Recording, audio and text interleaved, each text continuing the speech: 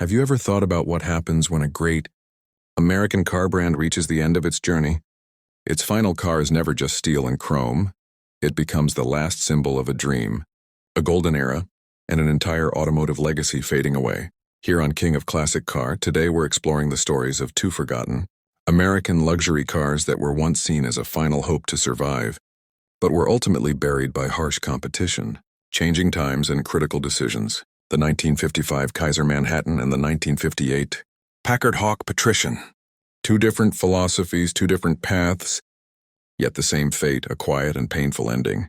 After World War II, Kaiser Motors entered the American market with fresh ideas and bold ambition. But standing up against giants like GM, Ford, and Chrysler was nothing short of impossible. The 1955 Kaiser Manhattan is still remembered today for its unique identity, especially its iconic Widow's Peak split windshield, sharply angled in the center and instantly recognizable on the road.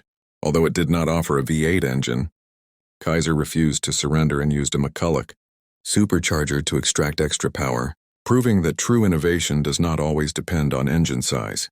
Today in the United States, a well-preserved 1955 Kaiser Manhattan is valued between $30,000 and $60,000. Clear evidence that this car was far ahead of its time, even if success never followed. This model became the last major American-built Kaiser, after which the company permanently exited the U.S. auto market. If Kaiser was a determined challenger, Packard was a king, a brand once known as America's Rolls-Royce, symbolizing wealth, power, and prestige.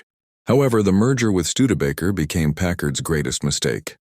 By 1958, the brand had lost its identity, and its final cars were mockingly labeled Packard Bakers, as they were essentially Studebakers wearing Packard badges. The Packard Hawk looked aggressive and stylish, but the luxury and dignity that once defined Packard were gone.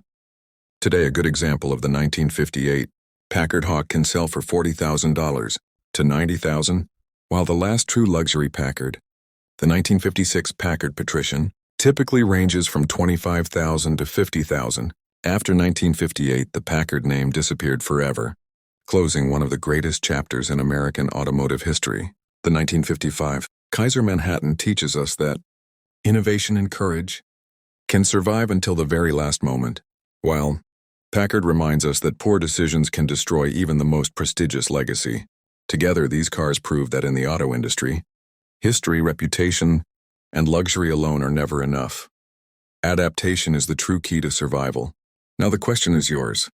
Which story impacts you more?